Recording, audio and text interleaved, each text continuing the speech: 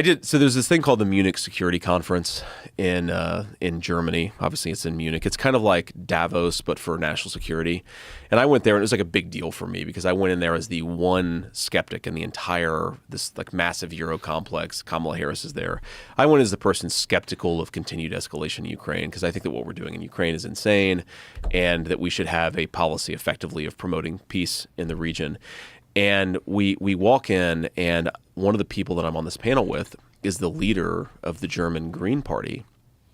And, you know, she's like 30 years old, and she really, really cares about Russia, Ukraine. She's like the youngest person in the German government. And you realize you are like the exact, like you guys are literally Russian influence. Like you're accusing me of wanting to do Russia's bidding. You're encouraging your own country from the perch of government to shut down all baseload power. And you're not even self-aware about how much of your own propaganda is funded by the country that's benefiting from this. The lack of ability to interrogate, I mean, Bill Gates, you know, like maybe he's a good guy. I'm highly skeptical. I don't know him very well, but he's getting rich off of all of this stuff that he's supporting in the name of health or in the name of climate. Our inability to just ask ourselves, who's getting rich from this stuff? Maybe we should be skeptical of the people getting rich from this stuff is one of our big failures as a political society. It's a sheep costume. You put on a sheep costume when you're a wolf. Costume. That's right. And you make a lot of money with global health. That's you right. know? And who doesn't want global health? What a nice guy.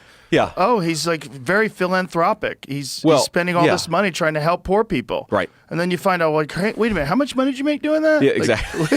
You made $500 million doing that? Exactly. That's crazy. It's a very sneaky move, but he's a smart guy. He's done a lot of very sneaky moves, like the donating all the money to the media companies, which is why they never criticize him. That's right.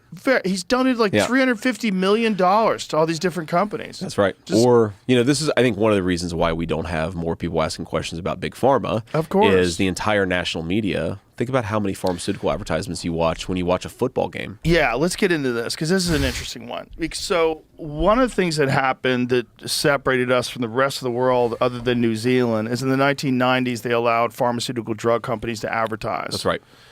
Is that something that has to stay that way? Is that something that could be changed with policy, or is the financial incentives of that too big to move? Oh, you could change it with policy. I don't know that Do you think that you would have enough support to do something like that? It's an interesting question. So I've been critical of pharmaceutical advertising for a long time. My assumption is that there are not enough people who would like to do it to actually get it done. But, you know, I've never actually talked to my colleagues about it. So maybe it's possible. I bet if you